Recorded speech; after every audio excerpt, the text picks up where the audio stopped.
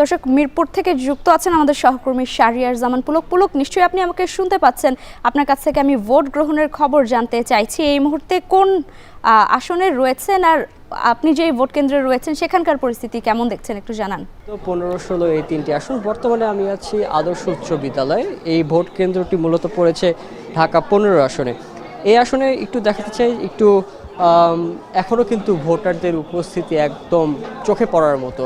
এখনও কিন্তু ভোট গ্রহণের এখন 3:40 বাজে, এখন 4টা সাড়ে 4টা পর্যন্ত আসলে এই ভোট গ্রহণ চলবে। এবং এখনও যে উপস্থিতি বিশেষ করে নারী ভোটারদের যে উপস্থিতি সেটি কিন্তু অনেক বেশি, এবং নারী ভোটারদের পাশাপাশি এখানে কিন্তু তরুণ ভোটাররাই কিন্তু সবচেয়ে বেশি। যারা ভোট দিতে আসছেন তারা বলছেন যে উৎসবমুখর অবস্থাতেই তারা কিন্তু এই ভোট দিতে আসছেন। অনেকে কাজের ক্ষেত্রে, যেহেতু আজকে ছুটির দিন ছিল, পুরো সকাল থেকেই তারা অনেকেই সকালে এসে ভোট দিয়েছেন, অনেকে কাজের ব্যস্ততার কারণে বিকেলেও এসে ভোট দিচ্ছেন।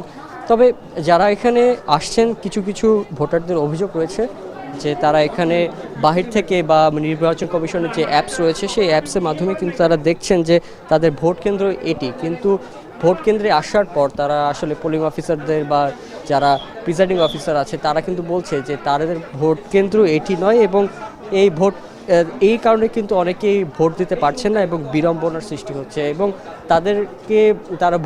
ভোটাররা যারা রয়েছেন তারা কিন্তু অভিযোগ করছেন যে এই বিষয়ে আসলে তাদেরকে কোনো সহায়তা করা হচ্ছে না। এর পাশাপাশি আমরা এই আসনের যে বিএনপি প্রার্থী শফিকুল ইসলাম খান মিল্টন, তিনিও কিন্তু বলছিলেন একই কথা, যে প্রিজাইডিং অফিসার যারা রয়েছে প্রতিটি কেন্দ্রে তারা কিন্তু আসলে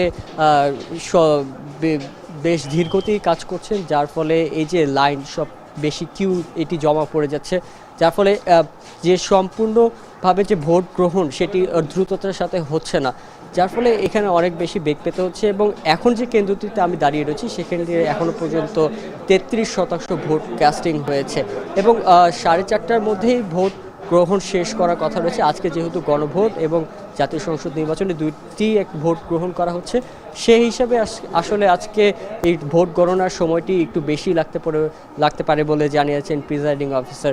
তো মূলত লাইবা, আমার কাছে এই ছিল মিরপুর এলাকা থেকে ভোট গ্রহণের সর্বশেষ পরিস্থিতি। পুলক, ধন্যবাদ আপনাকে।